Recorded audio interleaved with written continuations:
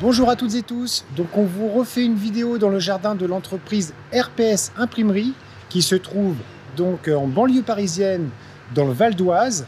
Et donc c'est un jardin que je développe depuis maintenant presque 2 ans, depuis octobre 2019, sur les bases de la permaculture. Alors donc c'est un programme spécifique que j'ai appelé permaculture en entreprise.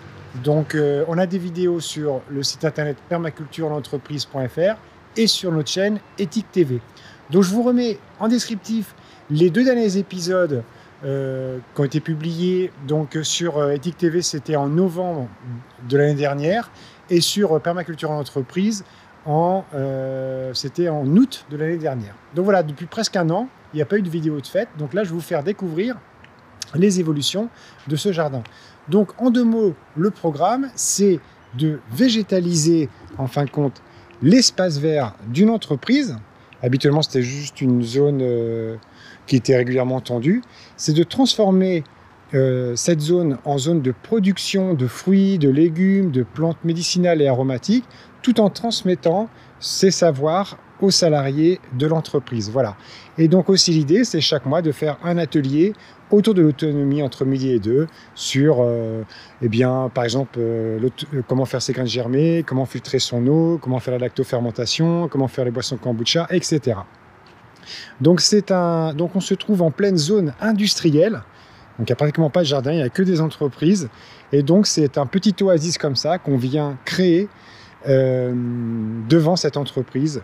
Et donc c'est aussi un espace de détente, de bien-être et pour les déjeuners aussi lorsqu'il fait beau pour les salariés. Donc on a créé une terrasse en bois avec tout ce qu'il faut pour faire des barbecues, etc. Faire des pauses et bénéficier de ce petit oasis en cours de création.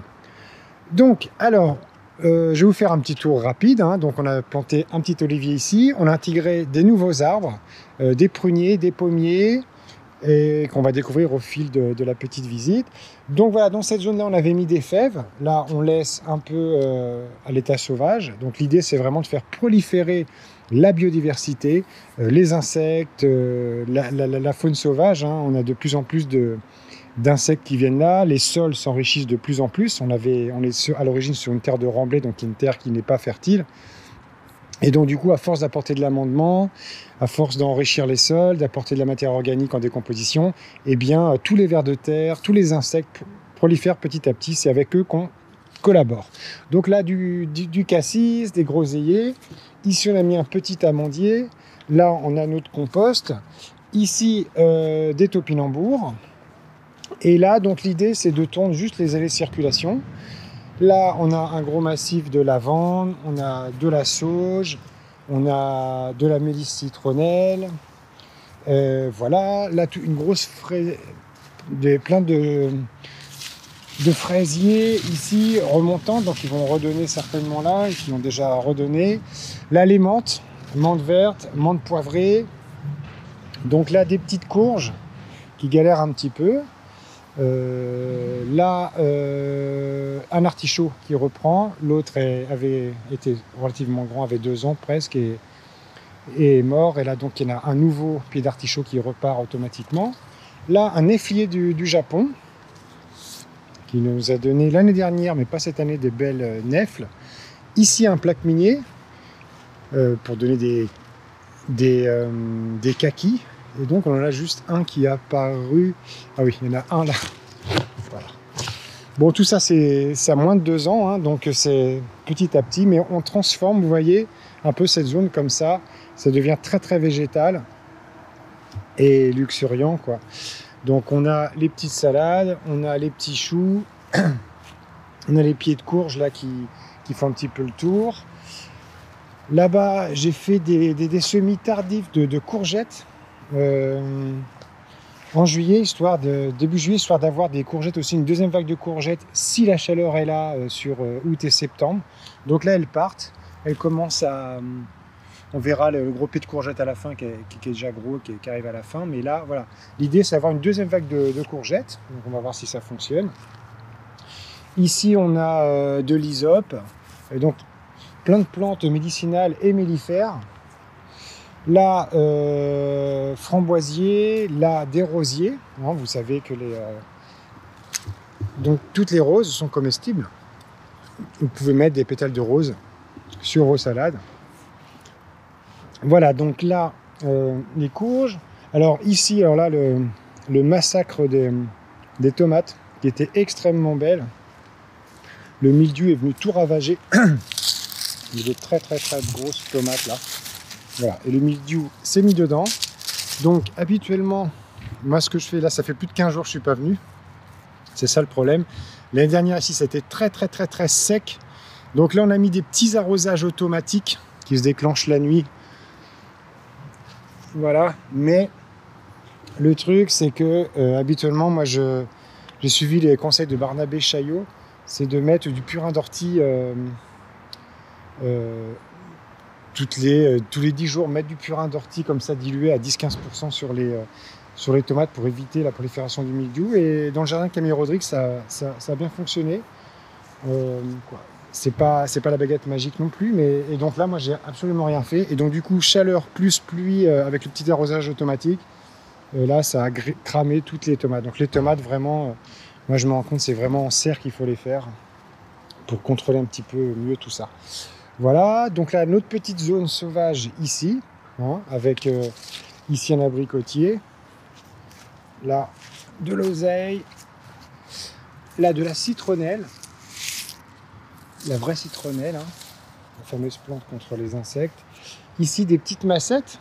Donc ça, c'était des plantes qu'on avait mis il y a pratiquement 2 ans dans notre petite mare, là, qui elle, attire toute la biodiversité. Donc c'est important. Moi, je mets tout le temps des points d'eau dans mes jardins. Donc là, les jeunes pieds de courgettes, on va voir, c'est expérimental. S'il y a de la chaleur fin août et en septembre, si elles produisent des courgettes. Les salades. Alors là, les topinambours, elles, qui sont géantes. Donc, excusez-moi s'il y a du bruit, hein, mais on est en zone industrielle, il peut y avoir du bruit autour. Alors là, framboisier énorme, très gros. Là, un cassaille derrière, c'est comme des gros cassis en fin de compte. Donc là, vraiment, eux, ils prolifèrent beaucoup. Et puis à l'automne, je les avais taillés et je les avais mis juste en terre au pied du prunier là. On a un prunier et les boutures, vous voyez là comment elles ont explosé, quoi. Donc là, on va avoir une nouvelle vague de framboises. Voilà.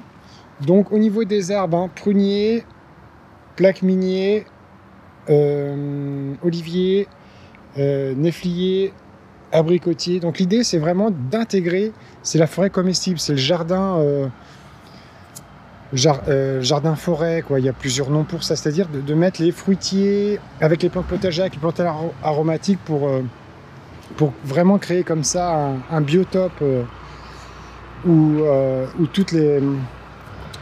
Ah, il y a un camion qui arrive, donc pardonnez-moi pour le bruit. Donc là, on a un pommier. Ici, on a mis les patates douces. Ici, on a une zone carottes et poireaux, les deux, j'ai mélangé les deux. Voilà, et en arrachant un petit peu l'herbe, vous voyez, les petites carottes sont encore petites, mais il doit y en avoir des belles aussi. Voilà, carottes et poireaux.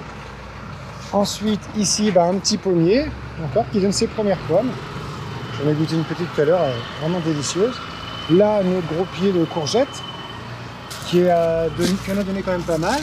Là, il y en a une qui est bonne à cueillir, là. Voilà, et puis on a la courge. On a les courges ici. Tout ça, ce sont des courges qui se forment aussi. Qui commencent à se former. Qui recouvrent toute la zone ici. Voilà. Et là aussi, un pommier. Et là-bas, un prunier. Et puis là, la zone à pommes de terre. On a une deuxième zone à pommes de terre ici. Voilà, donc cette petite zone, plus cette zone-là, là, j'ai récolté les pommes de terre. On a peut-être... voilà, je sais pas, 30 kilos de pommes de terre, quoi. Ce qui est pas mal. Voilà, ce qui est sympa. Donc c'était vraiment une année à pommes de terre dans le sens où il a bien plu. Donc les pommes de terre, ça leur convient bien. Un peu de chaleur. Et puis là, la bonne surprise, c'est qu'on a un semis direct, un petit noyer. Il y a donc une noix qui était dans le compostage direct, qui a germé. Donc je pense que ça, oui, c'est un noyer. Donc on va le laisser grandir. Voilà, et il est bien positionné dans la zone en plus. Voilà. Donc voilà, j'espère que cette petite vidéo vous aura bien plu, vous aura donné encore envie de continuer à travailler sur votre autonomie alimentaire dans vos jardins. Et n'hésitez pas à laisser des commentaires, à partager cette vidéo. Et voilà, merci beaucoup, à bientôt pour la suite. Je veux sentir nos âmes sur la même longueur d'onde, positive et rebelle, nomade et vagabonde. Ce soir la lune est pleine, les étoiles sont fécondes. Faisons attendre le ciel quelques milliards de secondes.